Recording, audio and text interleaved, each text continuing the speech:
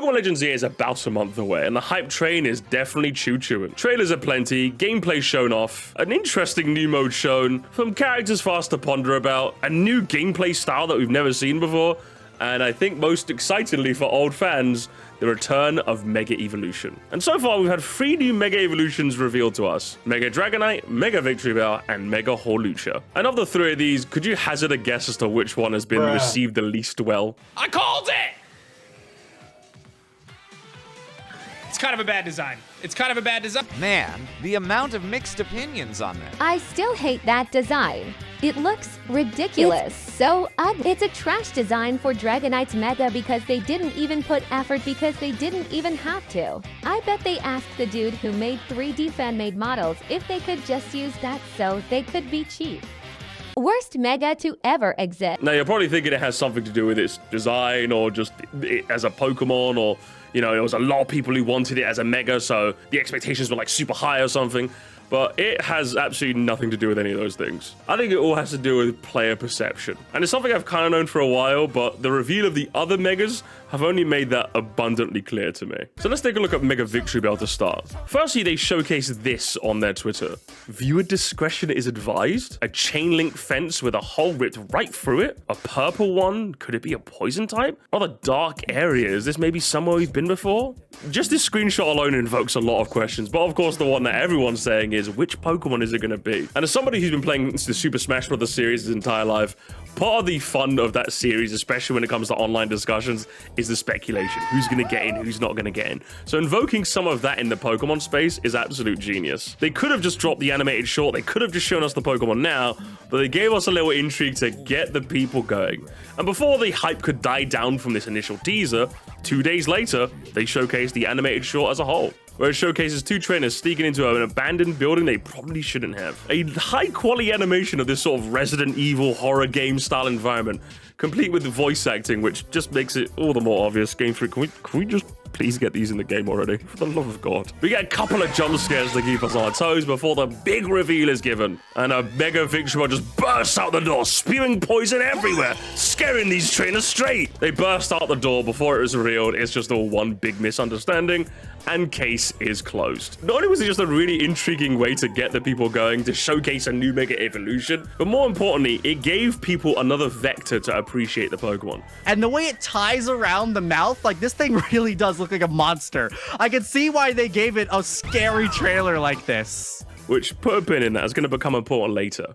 That big bottom is crazy, though. Victreebel is a dumpy. And the marketing was so nice, they did it twice. With them showcasing a fight between Machamp and Hawlucha. The final fight. So whereas Mega Victreebel had like kind of a wide scale of speculation, they kind of narrowed the scope this time, kind of keeping the fun factor, but in a different sort of environment. And I think picking Machamp was perfect for this too. Considering Gen 1 got an abundance of love when it came to Mega Evolution, and Gen 6 got basically fuck all, is Gen 6 finally going to get the Mega Evolution representation they've been asking for years, or are they going to pander to old bastards like me and pander to the Kanto bros? And once again, before the hype could properly die down, 2 days later, they show the animated fight in full, with Machamp and Hawlucha scrapping to the very end, before Hawlucha's hubris almost ends up being his downfall.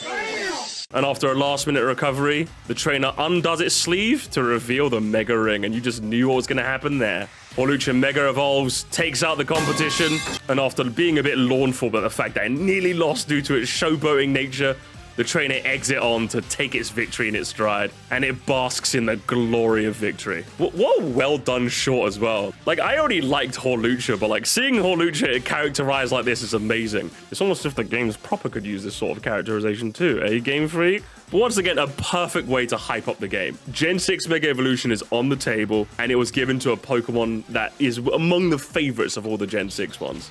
Oh yeah, this is, yeah. Yeah, this is hard. Yeah, you got it. Hey, you got it. This is beautiful. So where does that leave Mega Dragonite? Discovered Mega Evolved Pokemon, Mega Dragonite. Yeah, I don't know, man. Rogue Mega Evolved Pokemon. What did you do to my boy, man? Was there like a Twitter screenshot that showcased some like mysterious island or something? Maybe it flying over the water to reference the fact that it can round the world in 16 hours. Maybe it's a reference to that giant Dragonite from the anime. Mega Dragonite got none of this. In fact, it was revealed in probably the worst way you can reveal a Pokemon, which might sound strange to say considering it was revealed in a Pokemon Presents, but yes, literally the worst environment. Not only do you not have the intrigue of speculation as you did with Mega Victreebel and Mega Hawlucha, you also don't have an ability to characterize the Pokemon in a different way to win people over.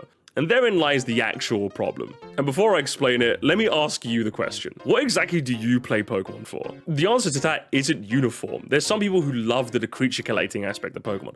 There's some people that love the granular nature of battles and how competitive it can get.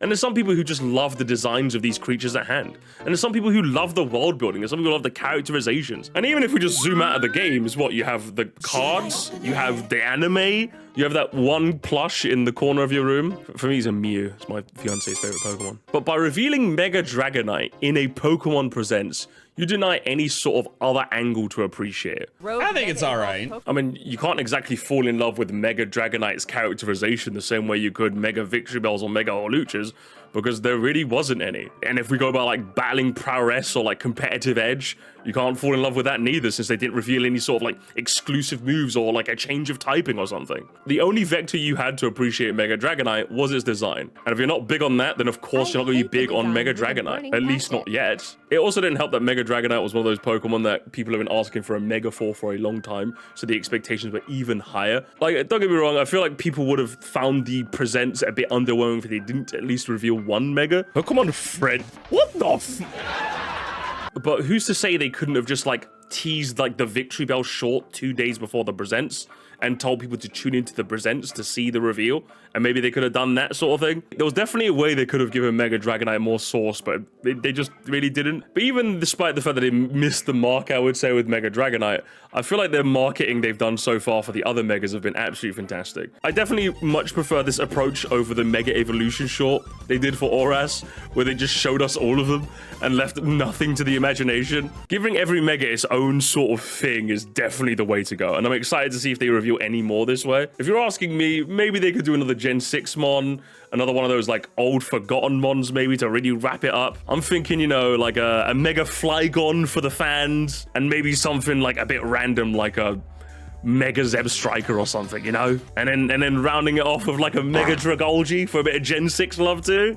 Come on, it'd be perfect. If their recent tweets as of right now are anything to go by, it seems like they're doing the cycle all over again. Because there's no way they'd be giving Malamar this attention for like no reason.